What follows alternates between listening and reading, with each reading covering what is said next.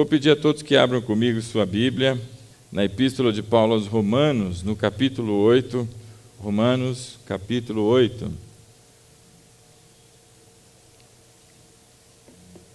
Eu tinha certeza que as férias eram em junho. Eu vou mandar um e-mail ao ministro da Educação para mudar isso. Que absurdo, né? Capítulo 8 da Epístola aos Romanos. Quem achou, diga amém. Amém. Quem achou, diga peraí. Estou esperando.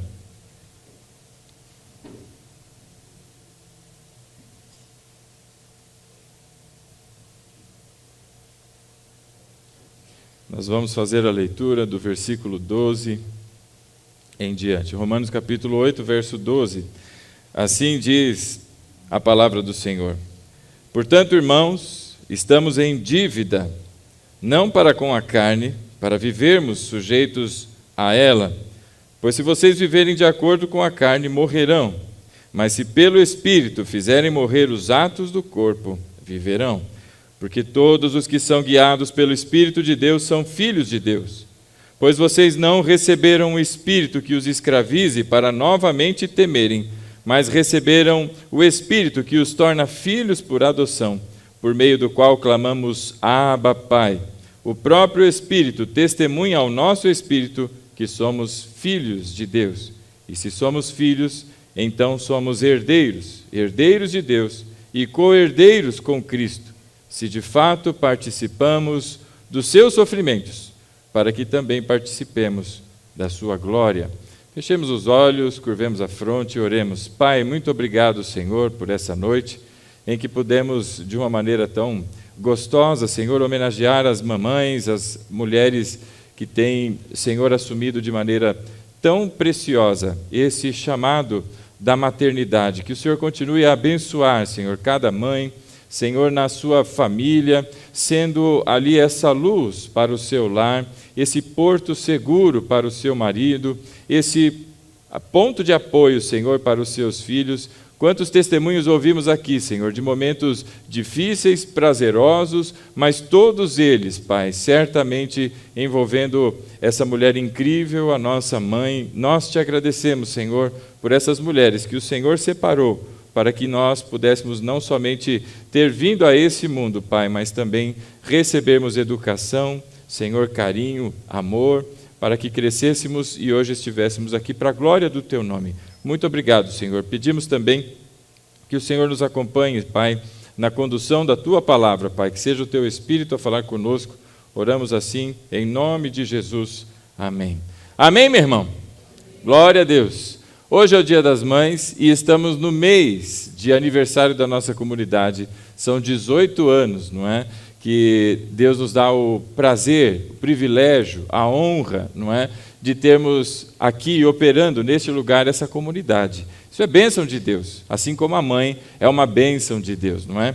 E hoje eu gostaria que nós olhássemos para a história de 3 diferentes tipos de maternidade, dado que é o Dia das Mães. Então, 3 diferentes tipos de maternidade que a Bíblia nos apresenta em 2 capítulos no livro de Êxodo.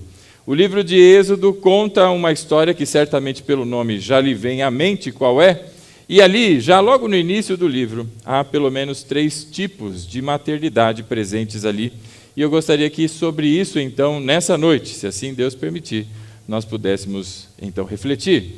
E antes de começar com tudo isso, o videozinho que nós vimos ali falava das memórias que nós temos com a nossa mãe. Às vezes, a vida foi tão dura e tão difícil que ocorre, geralmente, os tempos duros que a vida trouxe, não é? E isso parece saltar mais à mente. Outros tiveram tantos momentos difíceis, mas também momentos alegres, e esses momentos são mistos no coração, mas independente. Eu creio que isso ajudou a estimular a tua mente, para trazer memórias. E se fosse eu que estivesse ali naquele vídeo, ou se eu pudesse gravar novamente, eu falaria a mesma coisa, ou, puxa, me lembrei de outro, não é? E eu quero dizer aos irmãos que eu me lembrei de outro e eu gostaria de testemunhar aqui também. Eu tive uma infância, eu descobri hoje, né, que uma memória que meu pai tem a meu respeito é quando eu tinha 1 ano de idade, eu acho, se eu entendi direito. 1 ano e meio, e eu me pendurei na janela do apartamento, e ali fiquei. Minha mãe foi avisada pelo porteiro que eu estava em pé na janela, e, meus irmãos, não tem nenhuma criança aqui não, né? Eu estava desnudo, olha que coisa, disseram que eu tomei banho, e depois do banho eu saí, sei lá eu como, engateando talvez, e subindo e escalando móveis, eu fiquei em pé na janela. Segundo minha mãe, sabe aquela janela? Tem ali eu fiquei em pé sobre o lugar da janela ali, admirando a paisagem, mas totalmente desprovido de roupas e fraldas, né? E ali ela foi avisada e me resgatou ali, mas poderia não estar aqui nessa noite para celebrar esse dia tão especial com os irmãos, mas Deus me guardou, e glória a Deus por isso. Mas teve um outro momento, este sim eu lembro. Eu tenho poucas memórias da minha infância, da minha vida, assim, para trás, assim. Eu não sei muito bem porquê, mas a minha cabeça não se lembra de muitas coisas. E eu acho que às vezes minha irmã se aproveita disso e conta coisas que não foram verdadeiras para dizer que foi, né? Mas tudo bem, até aí é a minha implicação com a minha irmã. Mas eu me lembro de uma vez, eu não sei se foi nesse dia, que minha irmã pulou na piscina. A gente estava num clube lá na cidade de Campinas. Eu acho que foi lá, me corrijam aí porque minha memória não ajuda. E na hora de ir embora, eu me perdi dos meus pais lá. E eu comecei a ficar desesperado. Falei, vixe, cadê meu pai, cadê minha mãe, cadê minha irmã? Eu não via ninguém conhecido, aquele monte de gente entrando e saindo. Eu acho que no começo eu estava com aquela calma natural. Não, calma, tudo se resolve. Olha para a esquerda, cadê? Não está. Olha para a direita, né? Olha para frente, olha para trás. E não achava. Eu lembro que eu fiquei tão desesperado, mas tão desesperado, meu irmão, que eu saía, eu fui para a reta eu acho que era a portaria, aquele lugar lá já. Era a saída daquele, eu acho que era um clube. Vocês veem que eu não lembro de quase nada, mas tudo bem. Mas eu me lembro de ter visto uma lata de lixo, uma cesta de lixo na minha frente. E a minha, explosão de sentimentos era tamanha, que eu não pensei duas vezes. Eu fui dar uma bicuda na cesta de lixo, e voou a cesta, voou lixo para todo lado, e eu ali desesperado, e aí veio um guardinha na minha reta, né? Eu falei, alguém para me ajudar. Ele falou, ei, moleque, pega esse lixo agora aí. Você que chegou. Droga, né? Ali ele está perdido, então vou ter que catar o lixo. É aí que termina a minha memória. Eu não sei como é que eu me encontrei de volta com os meus pais, mas veja quantos momentos, não é? A vida nos traz de aflição. Mas certamente nessas memórias que você tem sobre a sua família, você talvez encontre paralelo nesses exemplos que nós vamos citar agora, não é? E aí eu peço a você que deixe com a fitinha aí em Romanos, e vamos lá para Êxodo, no capítulo 1º, capítulo 2º, porque muita gente ali nessas horas, né, fica com vergonha de contar algumas coisas. A igreja inteira vai saber. Rapaz, eu dei uma bicuda na cesta de lixo e me dei mal. Tive que catar tudo. Ainda bem que o lixo não estava assim, aquele lixo, não era no banheiro. Já pensou se fosse no banheiro, meu irmão? Que coisa horrorosa. Capítulo 2, quem achou, diga amém. Amém. Meus irmãos, o livro de Êxodo, ele narra a história de um dos personagens, mais conhecidos do Antigo Testamento. É também um dos mais citados até hoje pelo povo judeu, e nós também, é o livro que conta a história de Moisés. E aqui nós vamos encontrar 3 tipos de maternidade presentes, e não poderia ser diferente. No Dia das Mães a gente teria que falar de Joquebede. Moisés não vai morrer. Eu posso ouvir o choro do bebê, não é? Não poderia ser diferente. E então no capítulo 2 do livro de Êxodo conta a história, do nascimento de Moisés. E o verso 1 diz assim: um homem da tribo de Levi casou-se com uma mulher da mesma tribo, e ela engravidou e deu à luz um filho. Vendo que era bonito, ela o escondeu por 3 meses.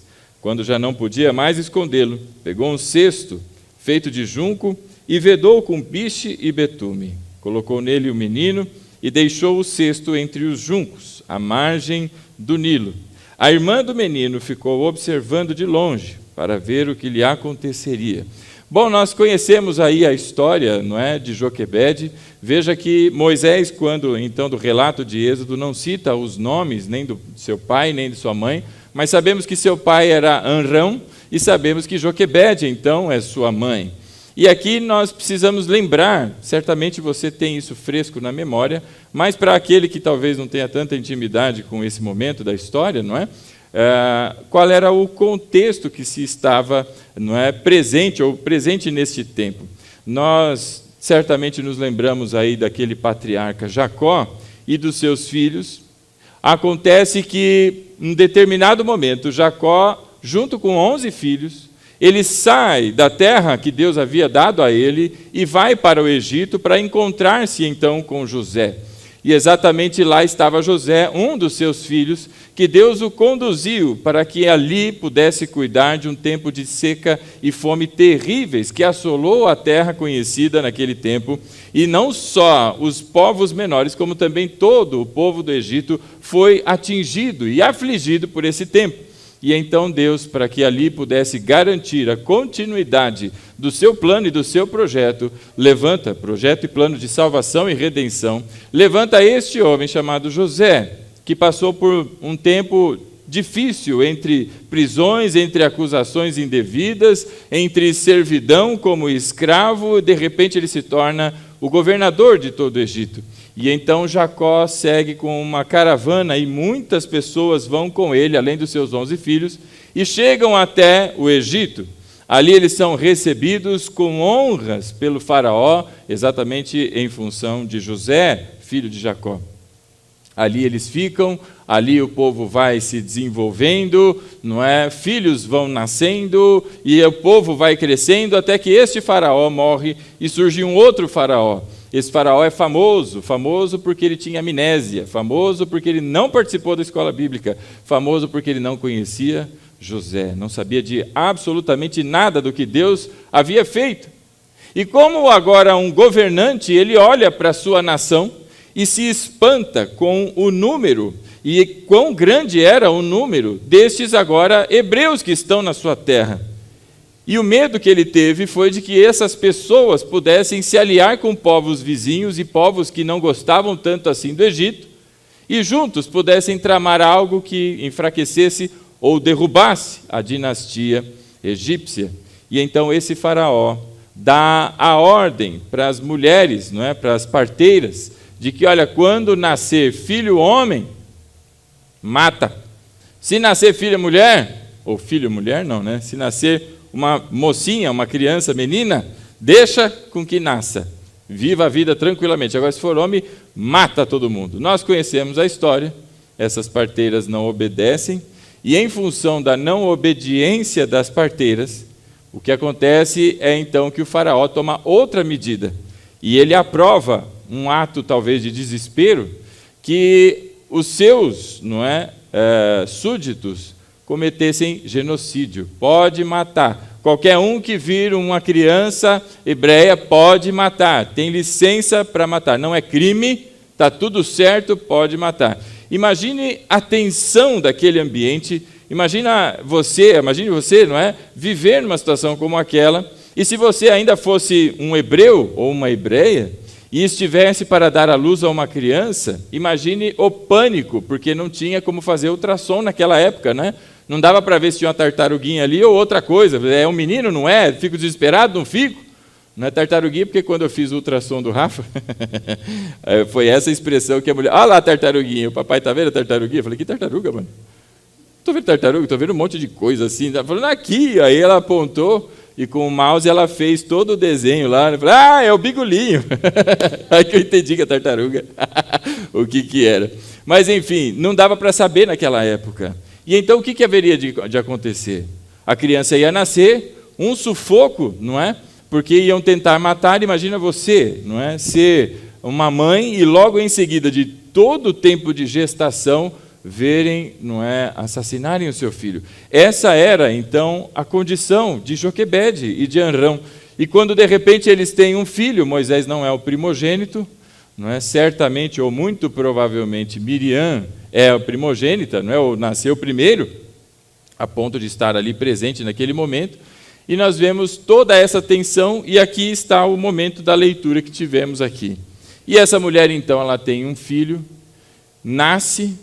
Há um detalhe que a Bíblia diz aqui, não é, de que Moisés era bonitão, e aí ela fica preocupada e consegue escondê-lo por 3 meses.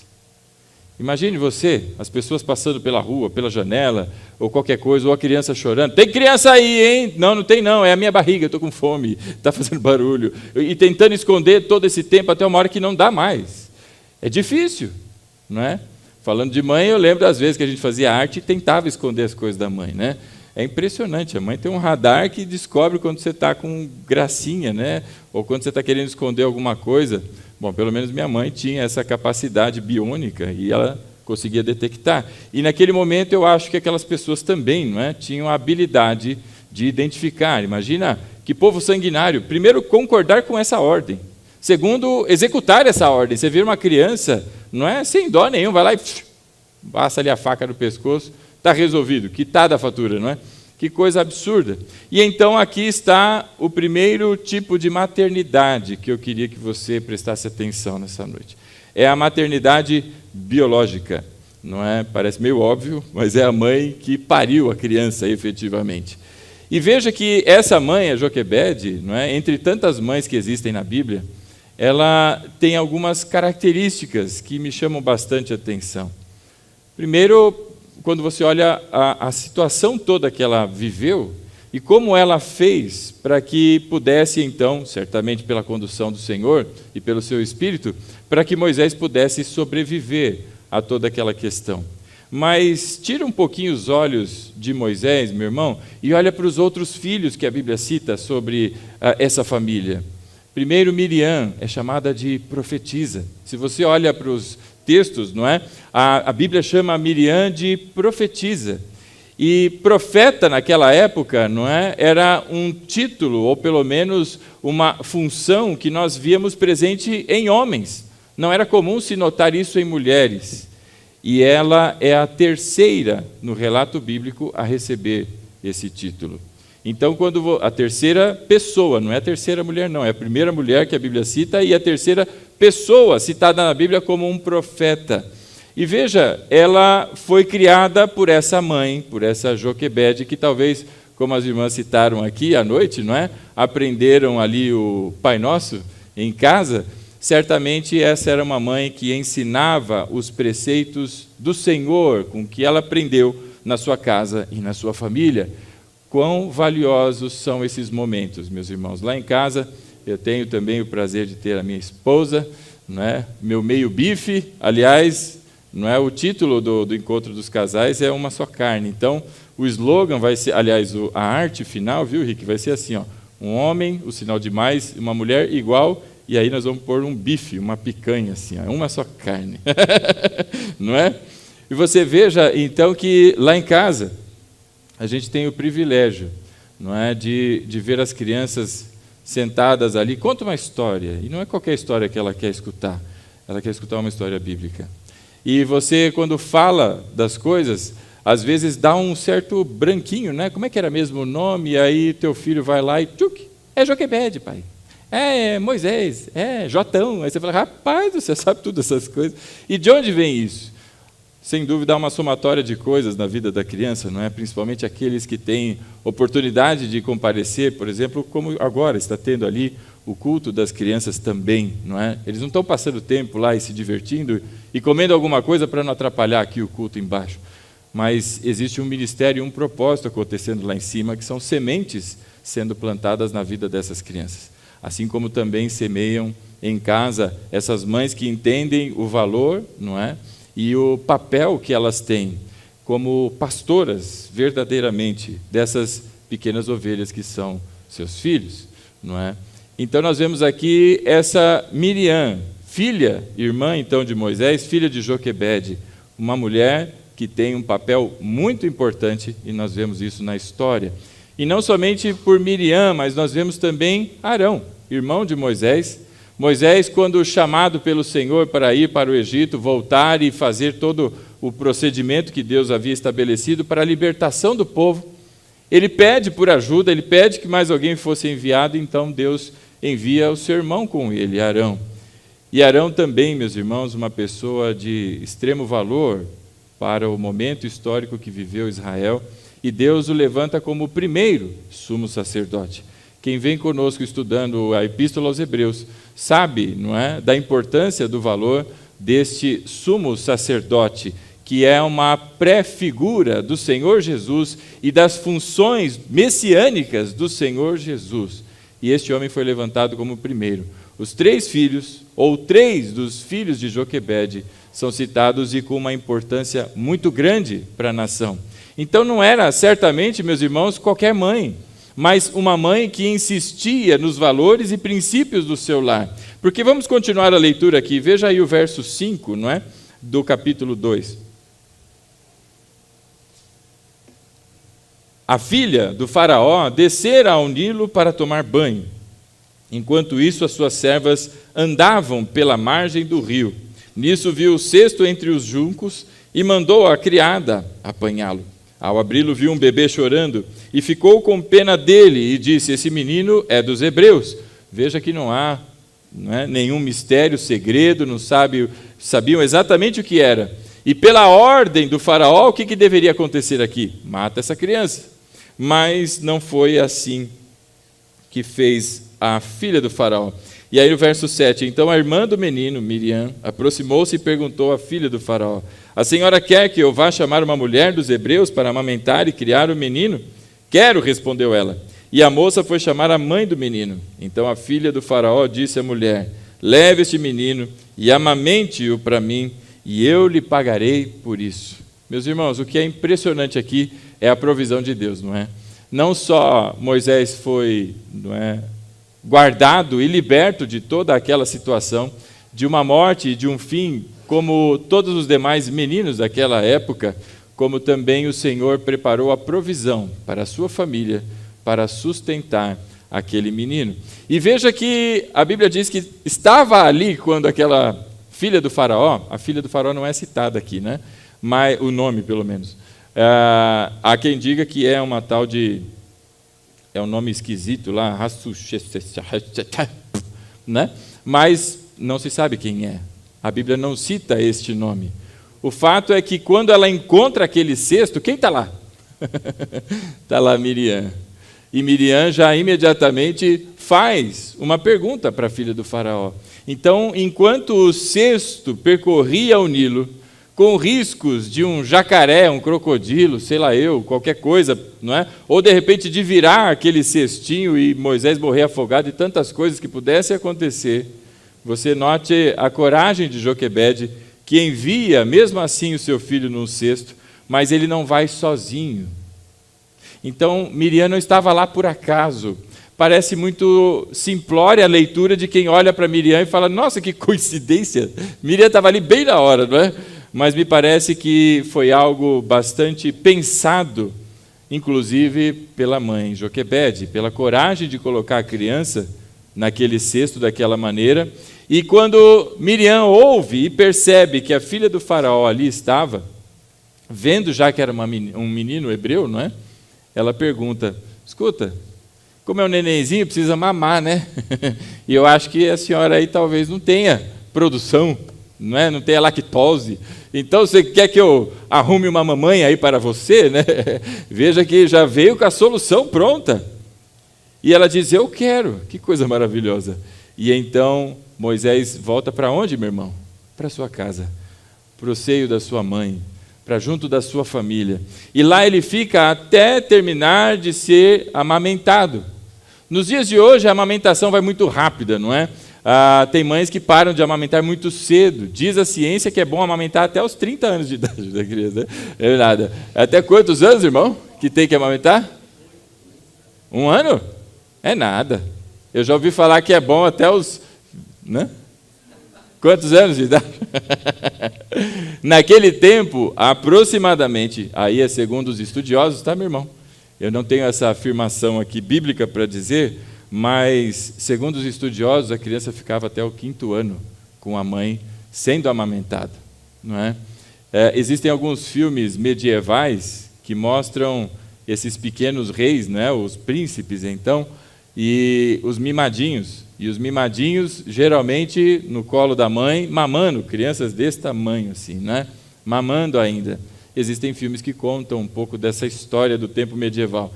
Mas nos tempos ali de Moisés, muito provavelmente, e pelas condições, segundo os estudiosos, não é? Estamos entrando um pouquinho na floresta aqui, né? Lembra de entrar na floresta? A Bíblia não fala, nós vamos pensar como é que era. Talvez até o 5º ano de idade, esse menino, Moisés, esteve com a sua mãe. E ora, o que é tão interessante de pensar sobre isso? Porque ele volta para ficar com a filha do faraó. Ele volta para os palácios, não é, egípcios, ele volta para toda a cultura egípcia, mas ele já tinha uma identidade.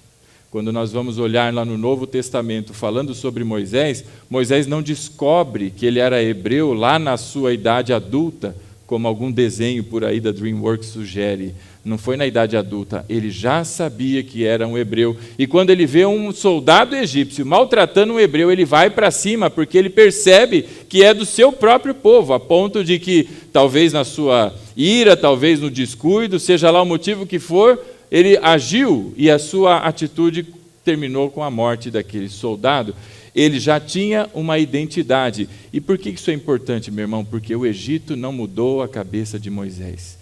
Moisés, desde pequenininho, já conhecia, não é, a cultura do seu povo, já sabia que ele era um hebreu e já sabia quem era o Deus dos hebreus, apesar de não saber o seu nome ainda, pelo menos não a essa altura.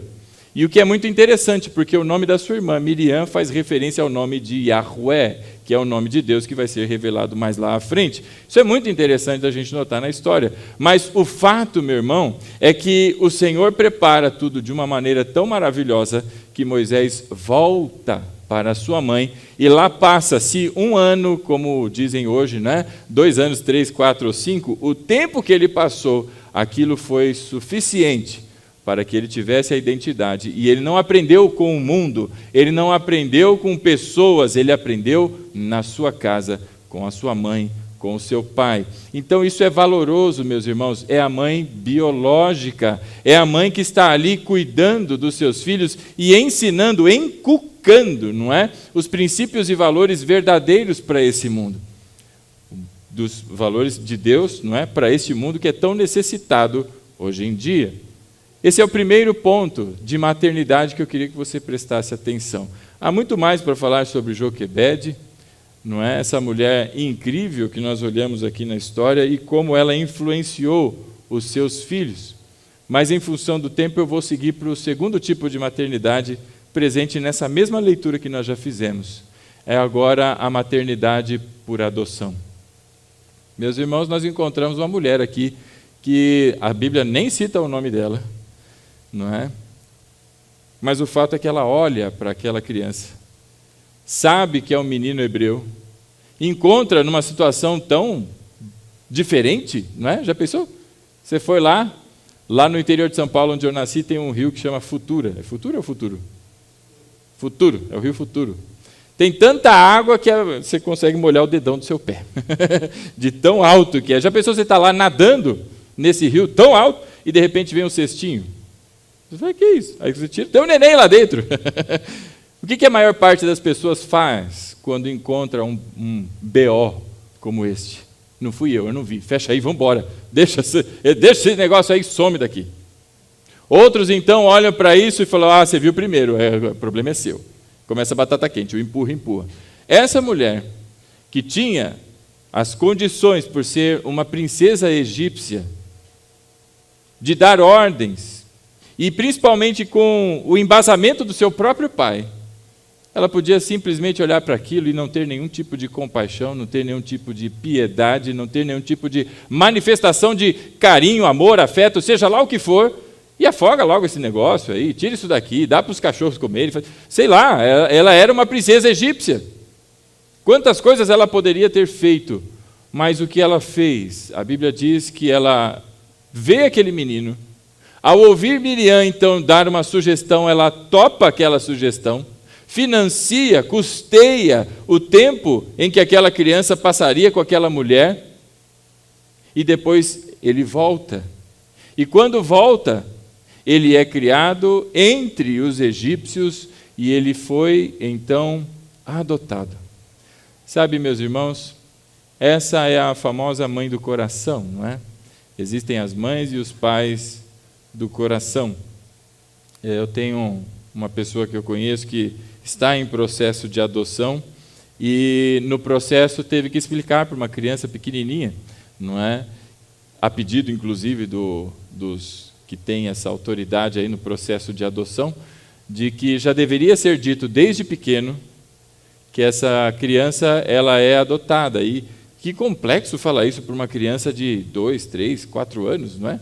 Vai entender o que é adoção, vai, mas de uma maneira, pelo menos como eu ouvi, eu achei aquilo tão bonito. Ela disse assim, que contando para sua menina, ela falou, olha, tem crianças que nascem da barriga.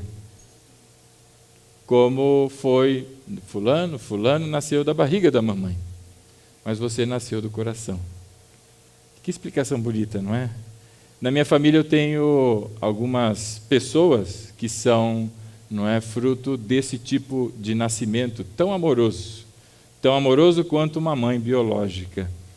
Porque pensa a complexidade de receber na sua casa uma pessoa, não é, que certamente é diferente, não só fisicamente, mas nos traços, não é, que herdou da sua família e no jeito de lidar com as coisas e toda aquela situação que pode acontecer, por exemplo, na vida de um adolescente. Alguém conhece algum adolescente que nunca deu problema? Nunca saiu uma espinha, ficou revoltado, foi lá e fez alguma coisa que não devia fazer, não é? Imagina você lidar com um adolescente e seu filho, pai e mãe que está aqui presente. Se você for sincero, certamente vai ter um momento que você fala, mano, que vontade de dar surra, vai dar uma surra tão bem dada que vai ficar 3 dias para levantar da cama. Ou 5 dias? Quem? 3 ou 5? Quem já teve essa vontade? Não é? Diga amém. Tem uns irmãos sinceros aí, tem outros que estão meio escondendo, dona de crente. Mas o fato é que tem dias que a criança chega a levar assim, a gente ao nosso limite, e aí a gente descobre que tem mais um pouquinho. Deus, pela sua graça, vai dando mais. Agora, pensa isso com uma criança que você não tem responsabilidade nenhuma, senão aquela que você assumiu. Não corre o risco de você ceder à tentação do pensamento, que criança ingrata, depois de tudo que eu fiz, é essa reação que você tem. Ora, veja que é complexo. E na minha família eu tenho pessoas que são fruto desse amor, não é, que nasceram do coração, e é interessantíssimo, porque eu tenho uma prima, não é, que se você olhar para ela, você percebe que tem uma certa diferença, mas se você fechar os olhos e conviver, você vai falar, meu Deus do céu, é filho dos meus tios mesmo. É impressionante como essa convivência, não é, e o mesmo trato, e a mesma manifestação de amor, e essas coisas vão trazendo para a criança, não é, ensinamentos valorosos e moldando o seu modo de viver. Não digo o caráter, porque dizem que o caráter não se muda, ou depois de X idade não muda, mas aí eu deixo para os filósofos, psicólogos, aleluia, mas o fato é que essa convivência, assim como um casal velhinho, você vai vendo que cada vez mais eles se parecem um com o outro, nas reações, até no jeito de rir, você fala, você está imitando ele, porque não é possível, você não ri desse jeito, mas é a convivência, não é? E nós vemos aqui a filha do faraó, e que faz esse papel tão bonito, que é a mãe por adoção, não é? E nós continuamos vendo a história e vendo quão importante foi isso, e como Deus usou isso de maneira tão estratégica para a condução do povo. Porque quando foram para o Egito, foram cerca de 70 mil. Quando saíram do Egito, saiu uma tropa gigantesca. É muita gente, e gente do povo hebreu e gente do povo egípcio, porque não queriam mais ficar naquele lugar. Então saiu ali milhares e milhares de pessoas e andaram e caminharam pelo deserto sob a liderança de um homem que aprendeu isso onde e como, senão por toda a escola que Deus proveu para ele no tempo do Egito. E ali, então, conduziu e deu a cara para a nação aquilo que ele também recebeu dos seus pais quando pequeno, aquilo que ele recebeu no Egito e aquilo que ele recebe de Deus. Agora, tudo isso, Deus usa de maneira a formar, no meio do deserto, uma nação, o povo de Israel. Então veja, meus irmãos, quão importante foi essa ação e quão bonito é o comportamento de pais, não é, que tem essa disposição, a disposição para adotar. E, meus irmãos, eu quando penso em adoção, já me ocorreu algumas vezes, não é? Eu me perco entre os pensamentos e eu penso que, assim, aqueles que avançam para isso não são só muito corajosos, mas alcançaram, não é, uma capacidade de amor que é muito diferente, pelo menos do estágio em que eu estou, porque é maravilhoso olhar para isso e ver, não é, toda a situação que uma criança adotada tem, não é? E o terceiro tipo de maternidade, meus irmãos, que eu queria que você observasse aqui, é, na verdade, não muito bem uma maternidade, mas é aquele que advoga em favor da maternidade. É aquele que luta pelos direitos que uma criança tem. E o primeiro direito básico, que é de viver, é de nascer, não é? São essas parteiras. E eu queria que você acompanhasse aí comigo no capítulo 1 aí de Êxodo. Êxodo, então, no capítulo 1, verso 15, a Bíblia diz assim: o rei do Egito ordenou às parteiras dos hebreus, que se chamavam Sifrá e Puá: quando vocês ajudarem as hebreias a dar à luz, verifiquem se é menino. Se for, matem-no. Se for menina, deixem-na viver. Então o faraó vai pessoalmente e dá ordem a 2 parteiras. Meus irmãos, pelo tamanho do povo, não haviam só 2 parteiras para cuidar de tudo aquela rapa de mulher. Havia muito mais, muito provavelmente. Então quem são essas 2? Há uma grande chance de que elas sejam as responsáveis pela obstetrícia, é assim que fala o departamento de partaria? Os parteiros são os obstetras, não é isso? Ou estou errando os nomes técnicos aqui? Então, talvez elas... Obrigado aí aos universitários. Essas 2, muito provavelmente, são as responsáveis, são as líderes desse setor obstetrícico do Egito. E pelos seus nomes, se você analisar os nomes dessas mulheres, Sifrá e Puá, e a Bíblia no original, o que está para cifrar para a gente é Shiferá, não é? O nome dessa aqui a gente chama de Sifrá, a outra se chama Puá. São nomes que não são nomes hebreus, não são nomes comuns. Mas Puá, por exemplo, é um nome cananeu, não é um nome de tradição, não é, dos hebreus. Então, há uma grande chance de que essas mulheres não sejam nem hebreias. É comum a gente pensar que elas são mulheres do povo também, elas são de Israel, e foram chamadas pelo rei para matar os seus próprios conterrâneos, não imagina? Então você pensa que a reação dessas mulheres é natural. Mas eu vou matar os meninos, nada, vai lá e mente. Qual foi a mentira que elas trouxeram? Rapaz, o seu faraó, é impressionante. As mulheres egípcias são assim, tudo molenga. Começou a dar a luz, ai meu Deus, meu Deus. Agora as mulheres hebreias, rapaz, elas são vigorosas. Mal chego lá, já nasceu. E já sumiram com as crianças. Não dou conta, não cheguei até lá, não deu para matar. É por isso. E essa é a mentira que elas contam. Mas muito provavelmente essas mulheres não eram do povo, não é de Deus, elas não eram hebreias. Muito provavelmente, estamos entrando na floresta aqui de novo. Cuidado com isso. Isso não é uma afirmação, é uma possibilidade. Agora, o que isso nos indica? Que essas mulheres, independente da sua nacionalidade, e principalmente se elas realmente não são hebreias, ou não foram hebreias, que compromisso elas tinham com aquelas mulheres? Que compromisso qualquer das 2 tinha com qualquer criança que nascesse, não importa se é hebreu, se é egípcio, seja lá o que for. O que importa, meus irmãos, e Deus abençoa essas mulheres, não é, por essa atitude. Alguém pensa, então Deus pactuou com a mentira. Não, meu irmão, Deus não pactuou com a mentira. Aqui acontece que essas mulheres, então, elas não obedecem ao rei, mas elas obedecem ao Rei de toda a glória. A Bíblia nos conta sobre um episódio em que Pedro também foi ordenado pelos sacerdotes de que não mais falasse sobre o evangelho. E depois de ter sido solto, porque foi preso por pregar o evangelho, ele novamente é levado até o sinédrio e as pessoas falam para Pedro: Pedro, caramba, eu não falei para você que não é para falar do evangelho? Não é para pregar o evangelho? E qual foi a resposta de Pedro? Porque Pedro desobedeceu essa ordem. Deus então ensina e prega a desobediência. Quem pensa assim é porque não lê a Bíblia. Porque Deus nos ensina que nós devemos sim obedecer, não é, às autoridades, porque as autoridades foram postas por Deus sobre a nossa vida. Então o que é que houve?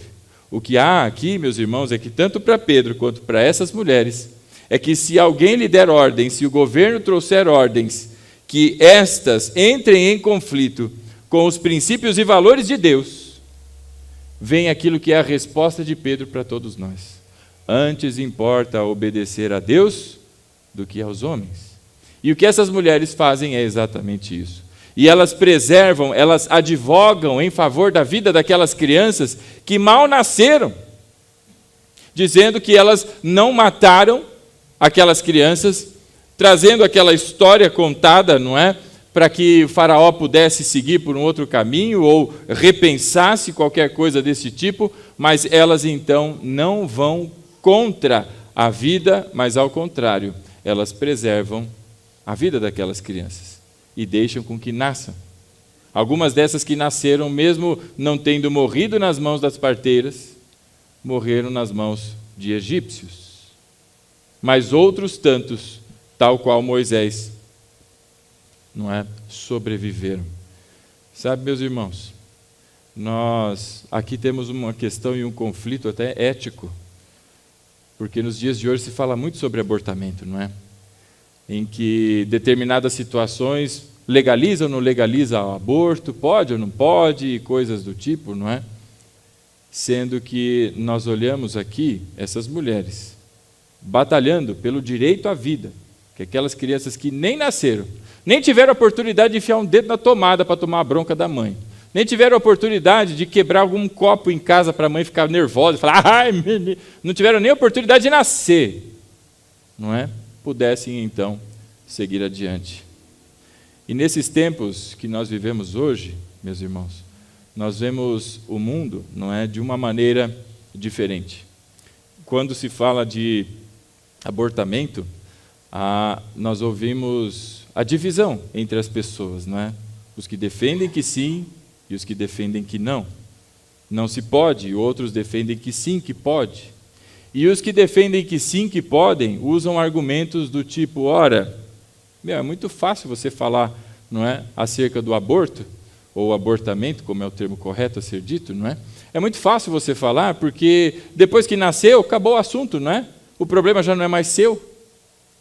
E aí, essa criança vai crescer, quem vai cuidar? Essa criança vai crescer, quem vai dar comida? Essa criança vai crescer, quem vai dar educação? Essa criança vai crescer, quem vai cuidar quando ela se tornar um bandido, ou um potencial bandido e coisas desse tipo, não é?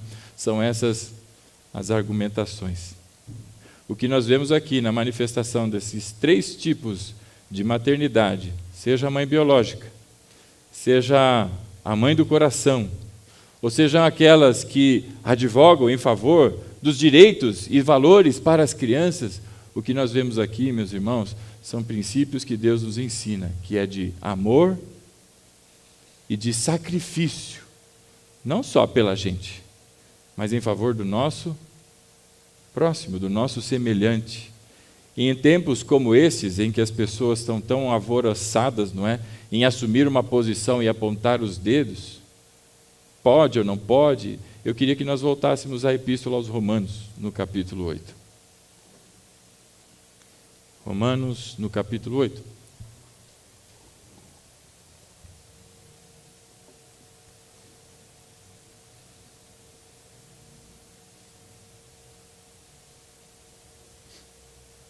A leitura que nós fizemos a partir do verso 12, a palavra diz assim: portanto, irmãos, Paulo está falando com aqueles que professam a fé em Cristo, aqueles que são irmãos, não é irmão de sangue, senão sangue de Cristo. Portanto, irmãos, estamos em dívida. É muito importante que você tenha isso em mente, meu irmão. Existe algo que Deus fez por você e pelo qual ele não tinha a menor necessidade de fazer. Ao contrário, ele tinha todo o direito de, assim como a filha do faraó poderia naquela ocasião, não é, afundar aquele menino numa água ali daquele rio Nilo, podia, sei lá, pegar pelo pezinho e ficar rodando e soltando, sei lá o que desce da cabeça dela. Ela podia fazer o que quiser. Deus poderia seguir aquilo que é certo, reto e justo, que era a condenação de todos nós. Há alguém aqui que pensa que tem o direito de, não, o que é isso? Eu que vou sentar à destra do Pai, porque eu sou uma pessoa maravilhosa. Ninguém é melhor do que... Tem alguém aqui que ainda não cresceu o suficiente para aprender o que foi ministrado, inclusive no louvor hoje? Nós não somos merecedores de absolutamente nada. Portanto, irmãos, diz o apóstolo Paulo, estamos em dívida. Você tem uma dívida, irmão, porque Deus fez algo, lhe creditou coisa que você não tinha o menor direito. Portanto, estamos em dívida, e essa dívida não é para com a carne. Não é aqui, meu irmão, não é lá com o Bacen. Aí a pessoa fala, ai pastor, o senhor teve acesso ao meu contador? O senhor falou com a minha esposa, né? Porque o Serasa veio em casa. Não, meu irmão, você está com dívida e não é com a carne. Mas para vivermos, ou seja, não é com a carne para que nós então vivamos sujeitos a ela. Verso 13, pois se vocês viverem de acordo com a carne, morrerão. Mas se pelo Espírito fizerem morrer os atos do corpo, viverão. E Paulo está explicando nessa altura da epístola, não é? Esse conflito que existe dentro de todos nós entre a velha natureza e a nova natureza. Ao passo em que todas as vezes que eu dou atenção, ouço, não é, a minha velha natureza me chamando e me convidando para atos indevidos, para palavras que eu não devo falar e para coisas que eu não devo fazer, todas as vezes que eu cedo a essa voz terrível que existe dentro de mim, dentro de você, chamada velha natureza, e não estou nem falando do cão, do diabo, demônio, nada disso, não. Eu estou falando de você, estou falando de Rodrigo, estou falando de você. Quando você olha no espelho e vê, é esse treco feio aí que você vê, que eu estou falando. Não da nova natureza que é bonito, mas do feio, a velha natureza. E o que essa coisa faz dentro de você? Ela te chama. E a Bíblia diz aqui, o apóstolo Paulo diz, verso 13, pois se vocês viverem de acordo com a carne, morrerão. Você está sentindo escassez espiritual, meu irmão? Você está sentindo, às vezes, eu estou uma sequidão, eu não sei o que está acontecendo, eu estou sendo provado. Não, irmão, você está ouvindo a tua carne, bicho. Toda vez que você dá atenção à tua carne, sabe o que acontece? A Bíblia diz que você morre. Todas as vezes que você segue aquilo que vem à mente, aquele desejo maligno, isso gera morte, e morte espiritual na tua vida. É por isso que as pessoas às vezes passam por momentos de deserto. Tem os momentos que Deus os conduz, sem dúvida nenhuma, porque Ele está nos ensinando, mas tem outros que você e eu provocamos, porque nós demos ouvidos a nós mesmos. A Bíblia diz, aquele que ouve o seu coração, ele está sendo enganado, porque o seu coração é enganoso. Então está sendo ludibriado.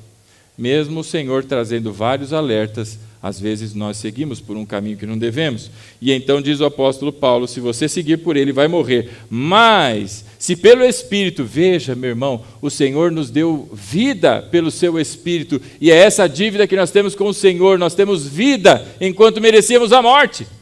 Mas se nós ouvirmos ao Espírito, mas se então vivermos de acordo com o Espírito, e fizermos morrer os atos do corpo, viverão. E aí vem o verso 14, você já entendeu a dívida, porque todos os que são guiados pelo Espírito de Deus são filhos de Deus. Meus irmãos, Deus podia ter feito qualquer coisa conosco. Manda para o inferno, fulmina, esfrega a cabeça no asfalto, o que Deus quisesse fazer, meu irmão, Ele podia fazer. Mas Ele fez o inesperado, Ele fez o inimaginável. Se fosse qualquer um de nós que estivéssemos na posição que o Senhor tinha, muito provavelmente, eu falo por mim aqui em teu nome, nós seguiríamos o que fez Davi. Diante de um julgamento, Davi não pensou duas vezes. O quê? Esse cara tem que morrer. Perfeito julgamento. E aí o Natan diz, então Davi, é você. Crendos, pai. Aí ele caiu em si e ele entendeu quem ele era. Não aquela máscara fingindo quem que ele era, não, mas ele finalmente viu, porque Deus mostrou para ele quem ele era. E então, meus irmãos, quando nós nos damos conta, a palavra de Deus no verso 14 diz que todos os que são guiados pelo Espírito de Deus são filhos de Deus. O Espírito de Deus não guia aqueles que não são filhos. mas Ele guia todos aqueles que são nascidos de novo. Porque se é nascido da carne, é carne, mas se é nascido do Espírito, diz Jesus, é Espírito. E esses que nasceram de novo, nascem à imagem e semelhança do Senhor, não distorcida e toda torta pelo pecado, mas agora cada vez mais aperfeiçoada, como um dia que começa aquela luz tão pequenininha e de repente chega no meio-dia, em que a luz está totalmente exposta. Assim é a vida do crente, sendo santificado e aperfeiçoado pelo mover do Espírito e pela palavra do Senhor na vida do crente. Então, crente, se você não estuda a palavra, você está perdendo o seu tempo. Você está vivendo a morte, e morte porque você quer, pela sua preguiça e pela sua falta de vontade de aprender a palavra do Senhor. Porque nós somos lavados pela palavra de Deus, diz a palavra. Então o verso 14 diz que todo aquele que é guiado pelo Espírito, este é filho de Deus, porque o Espírito de Deus guia os seus filhos. Veja o verso 15. Pois vocês não receberam um espírito que os escravize para novamente temerem. Deus não lhe escravizou para você viver debaixo do medo e do julgamento.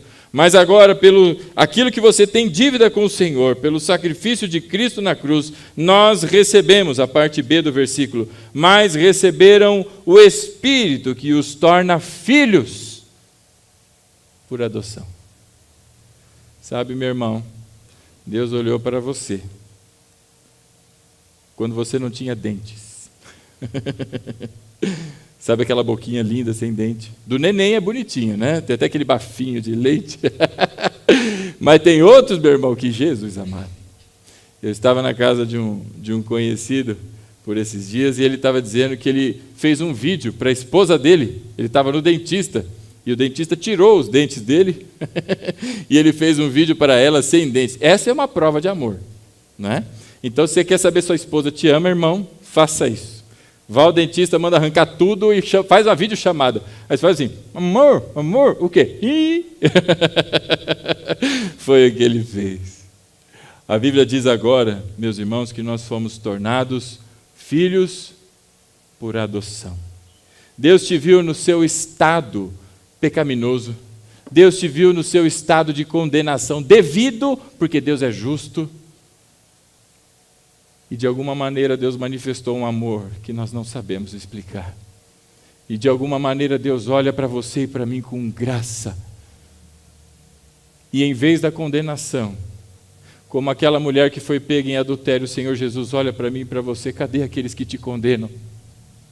E você olha para o lado, você olha para o outro, Deus tirou todo mundo e disse, nem eu te condeno. O único que poderia condenar qualquer um, Ele diz, eu não te condeno, vai em paz e não peques mais. É isso que nós ouvimos do nosso Pai, Pai por adoção. Nós fomos feitos filhos e filhos por adoção. E que aliança tremenda é essa que o Senhor fez conosco, nos dando vida quando nós merecíamos a morte. Fomos adotados enquanto para todos nós, mesmo a servidão seria um baita de um benefício. Mas Deus não nos deu um coração, não é para temer, um espírito que nos oprimisse, mas Ele nos deu um espírito que nos faz lembrar que nós temos em Deus um Pai, e um Pai por adoção. E a palavra de Deus diz, mas receberam o Espírito que os torna filhos por adoção, por meio do qual clamamos, Abba, Abba, Pai. O próprio Espírito testemunha ao nosso espírito que somos filhos de Deus. E aí vem, meus irmãos, a confirmação maravilhosa da sua palavra, verso 17. Se somos filhos, então somos herdeiros. Herdeiros do quê, meu irmão, se você não tinha nada? O que você tinha a oferecer a Deus, e Deus lhe deu tudo em Cristo Jesus. Herdeiros de Deus e co-herdeiros com Cristo, se de fato nós participamos dos seus sofrimentos, para que também participemos da sua glória. Meus amados irmãos, nesse dia tão memorável que é o Dia das Mães, nós vemos manifestado esse amor, que se um pai impacta a vida de uma criança quando ele não está presente, maior e muito maior é o impacto dessa criança quando ele não tem a sua mãe presente, é infinitamente maior o impacto quando Deus não está presente. E se há alguma coisa que talvez a gente pudesse usar para se assemelhar ou tentar imaginar o tamanho, a proporção e as dificuldades de entender a fronteira do amor de Deus, não é? É quando a gente olha para a mãe da gente. Eu me lembro várias vezes, para de fazer isso, para de fazer isso, para de fazer isso, e eu não parei. E de repente aquilo, minha mãe parecia uma profeta. Aquilo que ela falava que ia acontecer, acontecia, irmão. Não põe o dedo, você vai tomar um choque. Não é possível, eu pus o dedo e eu tomei um choque. Não pula na cama que você vai quebrar. De repente, quebrava a cama. Eu falei, meu Deus, como é que ela sabe tudo isso? E mesmo tendo feito tantas coisas que chatearam profundamente o coração da minha mãe, e aqui minha mãe, meu pai, como você também fez. Eu não me lembro de uma vez em que ela me rejeitou. Me jogou de lado e diz, bem feito, sofra, morra de fome, vai dormir na chuva ou coisas do tipo. Por que você acha que Deus faria isso com você? Se Ele, sem que você merecesse, lhe deu a sua paternidade. Pois em você um espírito que o faz lembrar que você é filho, para que você não vivesse mais oprimido e temeroso, mas se levantasse na ousadia do Espírito do Pai, como um filho verdadeiro, co-herdeiro, herdeiro de todas as coisas em Cristo, para caminhar nessa vida com todos os desafios que você tem, porque você não está só. Há aqueles que nós vimos aqui pelo vídeo que não tem mais a sua mãe presente. Que triste deve ser, não é? Chegar nessas horas, a saudade, não é? Mas ainda que não tenhamos mais a nossa mãe aqui conosco, nós nunca deixaremos de ter o nosso Pai conosco, enquanto vivos ou mortos. Porque aqueles que, não é, creem no Senhor Jesus, ainda que estejam mortos, viverão. E nós caminhamos, não é, nessa aliança com o nosso Pai, que nos adotou como filhos, eternamente. O que Deus fez não é temporário, não é para testar se vale a pena ou não apostar em você, mas o que Deus fez foi a sua obra de graça, milagre e poder para sempre, para que todos nós pudéssemos, não só nessa noite, mas em toda a nossa vida, dobrar esse joelhão bonito aí que Deus te deu e dizer assim, Pai, graças eu te dou, porque o Senhor não me rejeitou.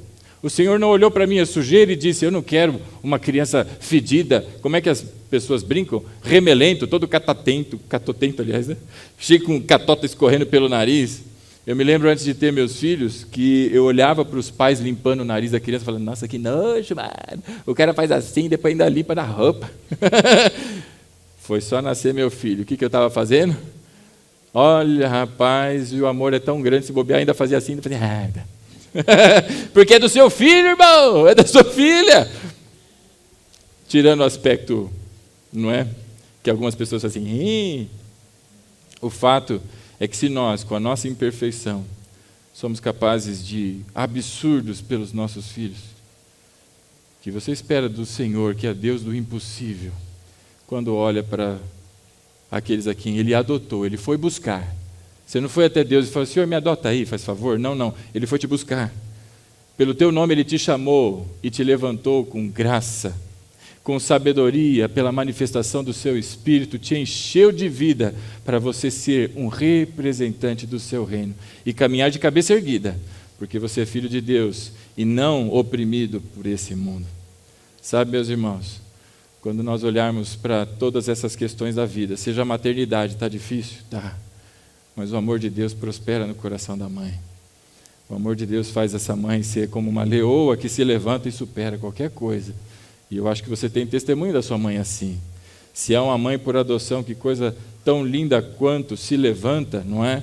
E com graça abençoa aquela criança a ponto de, não é?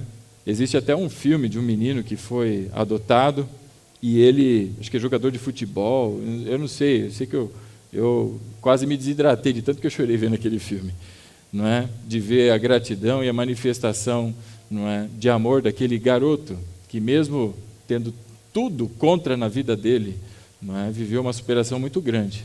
E boa parte disso é porque Deus usou uma família para abençoá-los. E seja também para defender os direitos daqueles, meus irmãos, que estão precisando, porque quem é filho de Deus, foi adotado pelo Senhor, meu irmão, nós temos uma bandeira.